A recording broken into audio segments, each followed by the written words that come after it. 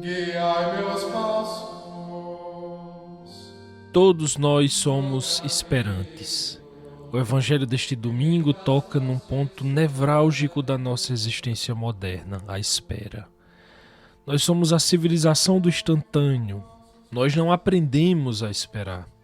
Nós queremos a comida no delivery rápido, a resposta da mensagem imediatamente, o resultado para ontem. A espera para nós tornou-se sinônimo de ineficiência, de perda de tempo. Nós nos tornamos, como sociedade, profundamente impacientes. É interessante porque, nesse contexto, nós celebramos hoje a solenidade dos fiéis defuntos. Um fim que todos nós, querendo ou não, estamos esperando.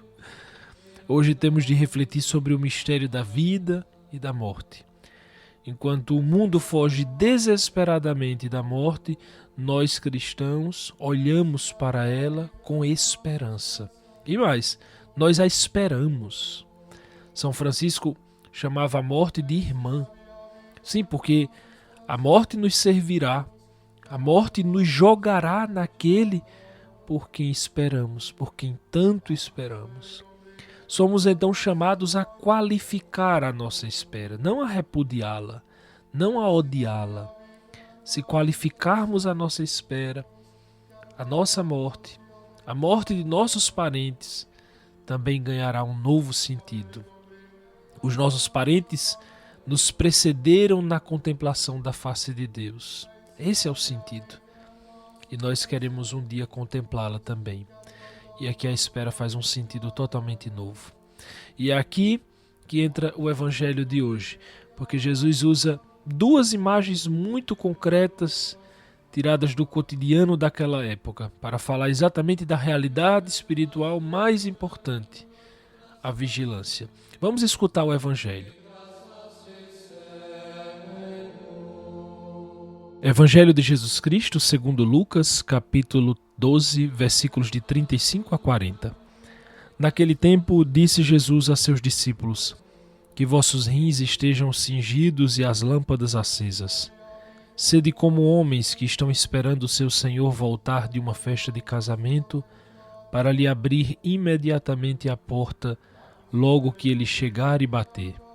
Felizes os empregados que o Senhor encontrar acordados quando chegar. Em verdade eu vos digo, ele mesmo vai cingir-se, fazê-los sentar-se à mesa, e passando os servirá. E caso ele chegue à meia-noite ou às 3 da madrugada, felizes serão se assim os encontrar. Mas ficai certos, se o dono da casa soubesse a hora em que o ladrão iria chegar, não deixaria que arrombasse a sua casa. Vós também ficai preparados, porque o Filho do Homem vai chegar na hora em que menos o esperardes. Palavra da salvação. Pois bem, como eu disse antes, são duas imagens utilizadas por Jesus. Primeiro, ele diz que vossos rins estejam cingidos. Aqui, meus irmãos, a tradução mais comum é lombos, a região dos rins, o centro da fossa. Vejam só, um homem daquele tempo usava uma túnica longa. Então, para trabalhar no campo, para correr, por exemplo, para viajar ou para servir à mesa, ele precisava amarrar essa túnica comprida no cinto, na altura dos rins. Cingir-se, portanto, é o oposto de estar relaxado, de estar de pijama espiritual. É a postura de quem está pronto para a ação, pronto para o serviço, pronto para a partida. É bonito porque era o uniforme de trabalho, a postura de quem está pronto para agir. Segundo, ele diz que vossas lâmpadas estejam acesas.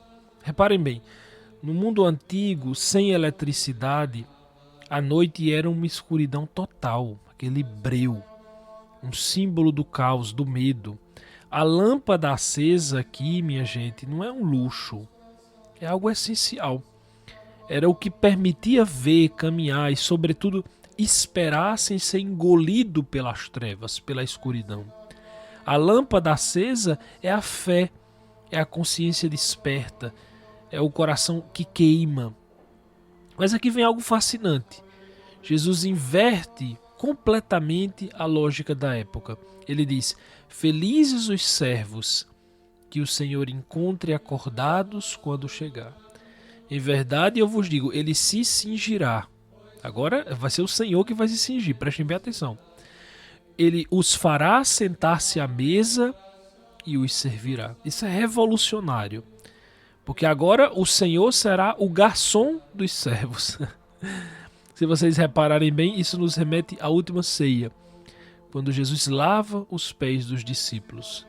Algo que me chama muito a atenção neste evangelho é a figura do servo. Nós somos esses servos. E aqui entra talvez uma análise da nossa espera. Porque muitas vezes nós não percebemos que nós detestamos esperar.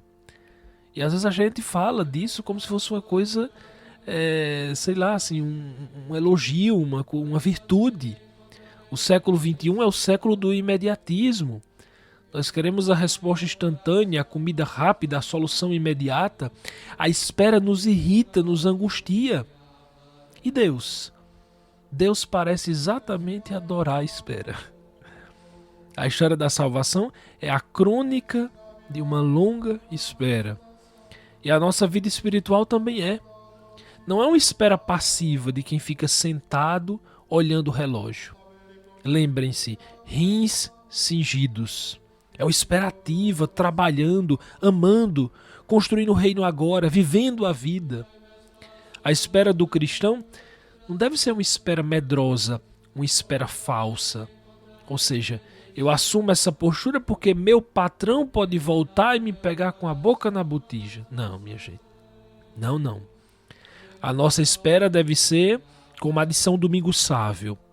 Porque contam que um dia, enquanto Domingos Sávio jogava bola com outros meninos ali do laboratório fundado por Dom Bosco, fizeram-lhe a seguinte pergunta: Domingos, se você soubesse que Jesus vai voltar agora, o que você faria?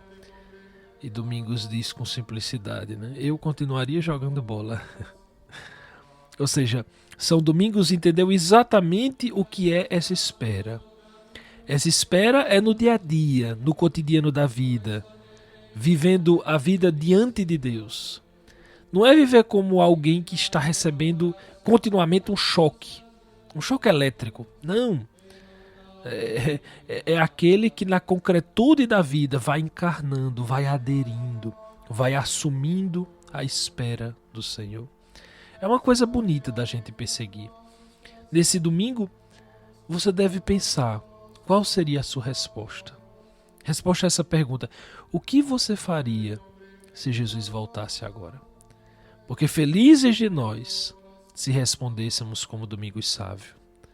Continuaria jogando bola, continuaria fazendo o almoço, continuaria amamentando meu filho, continuaria sensível à dor dos outros, continuaria servindo, continuaria fazendo o que tem que ser feito, o que sou chamado a fazer.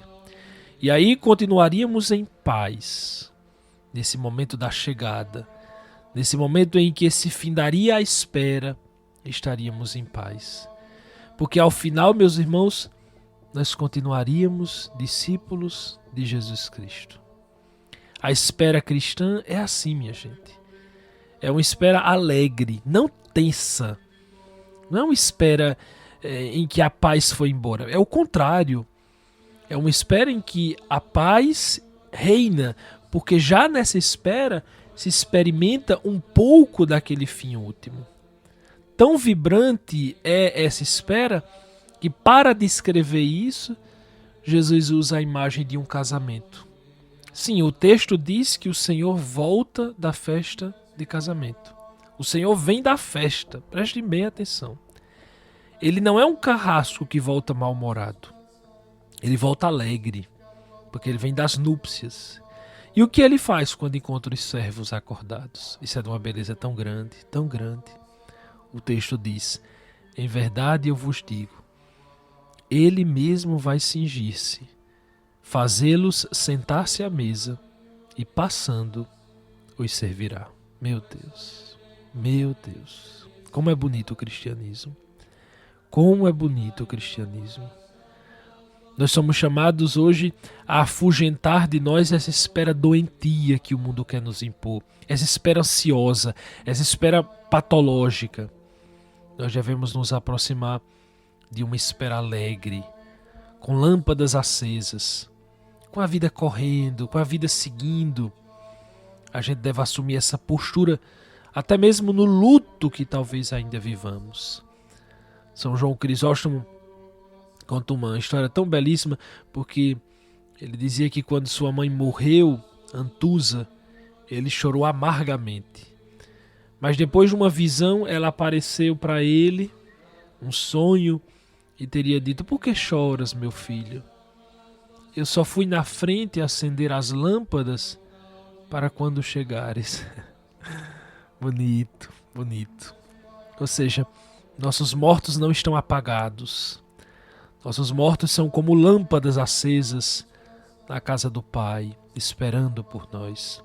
Isso muda, gente. A fé, o olhar sobrenatural e espiritual muda como nós olhamos a morte, como nós olhamos o luto. Isso não quer dizer que torna-se inexistente a dor, a saudade, mas ela ganha um sentido novo, ela ressignifica todas as coisas. O Evangelho termina falando de um ladrão que vem na hora inesperada.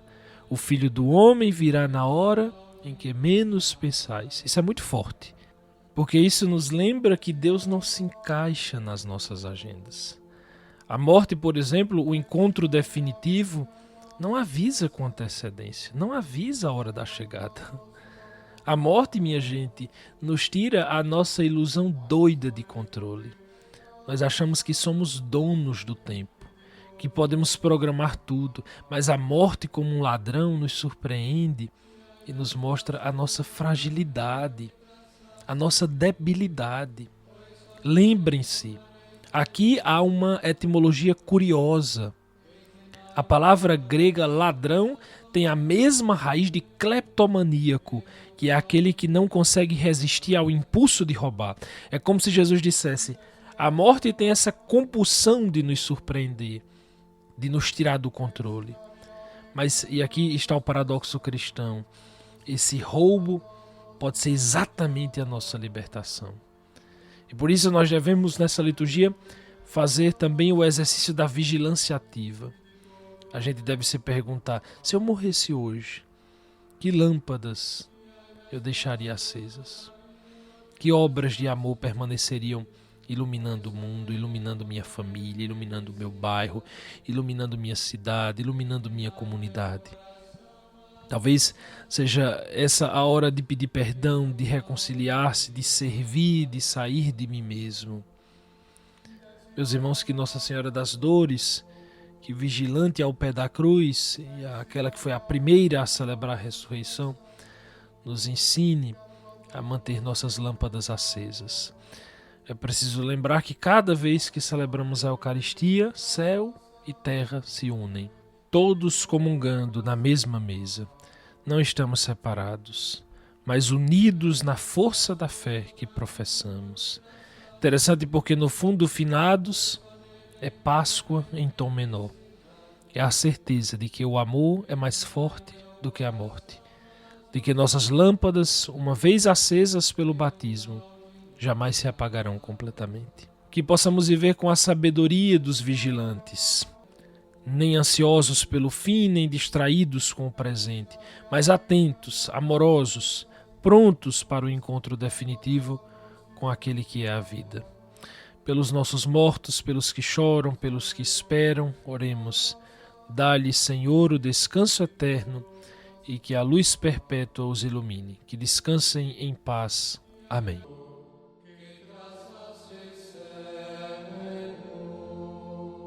Neste sábado, dia 1 de novembro, nós celebramos a festa de Todos os Santos. Isso nos mostra qual é a nossa meta, para onde deve estar focado, voltado o nosso olhar, para a santidade, para tantos homens e mulheres que já alvejaram suas vestes no sangue do Cordeiro e agora contemplam a face de Deus. aqueles que choram suas perdas, o seu luto, olhem para os santos. Olhem para a ressurreição, para a força da fé e da ressurreição. Com alegria, com esperança, com o vigor que a fé pode nos dar. A todos vocês, um ótimo domingo, um grande abraço e até o próximo episódio, se Deus quiser.